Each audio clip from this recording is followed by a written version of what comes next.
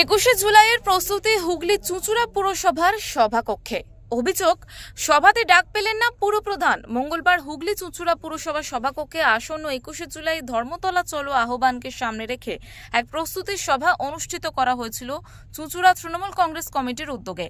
এই প্রস্তুতি সভায় চুঁচুড়ার বিধায়ক অসিত মজুমদার, হুগলি জেলা পরিষদের সভাধিপতি রঞ্জন ধারা সহ বিভিন্ন জনপ্রতিনিধিরা উপস্থিত ছিলেন। কিন্তু এই প্রস্তুতি মঞ্চে দেখা গেল না হুগলি চুঁচুড়া পুরসভার যে কক্ষে প্রস্তুতি সভা অনুষ্ঠিত হচ্ছে সেই পুরসভার চেয়ারম্যান অমিত রায় সহ হুগলি চুঁচুড়া পুরসভার বিজয়ী তৃণমূলের জনপ্রতিনিধিদের। এ বিষয় নিয়ে হুগলি চুঁচুড়া পুরসভার চেয়ারম্যান অমিত রায় বলেন, আমি 21শে জুলাই প্রস্তুতি সভা নিয়ে অনেকগুলি সভাতেই অংশগ্রহণ করেছি, কিন্তু এই প্রস্তুতি সভা নিয়ে আমাকে কেউ আমন্ত্রণ জানাননি।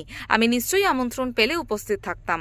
বিভিন্ন ওয়ার্ডে প্রতিদিনই 21শে জুলাইকে সফল করার জন্য পথসভা হচ্ছে, সেখানে আমরা উপস্থিত থাকছি। আসলে আমাদের আমন্ত্রণ করলে আমরা উপস্থিত থাকি, এটা আমন্ত্রণ এবং আমন্ত্রণ যাকে করা হচ্ছে তার ব্যাপার। আমন্ত্রণ না করলে আমি কি করে সেই সভায় যাব, বা এটা তো হয় না। সেই কারণের জন্য আহ্বায়ক কে ছিল আমি জানি না। আর আমরা হল কোনো কারণে চেয়েছিল, আমরা হল তো দিয়ে দিয়েছি সভা, তা এর বাইরে আর কিছু বলতে পারবো না। যদিও তৃণমূল বিধায়ক অসিত মজুমদারের বক্তব্য, তৃণমূল যারা করে সবাই সমান, কেউ যদি নিজেকে আলাদা নেতা বলে ভাবে আমার কিছু করার নেই।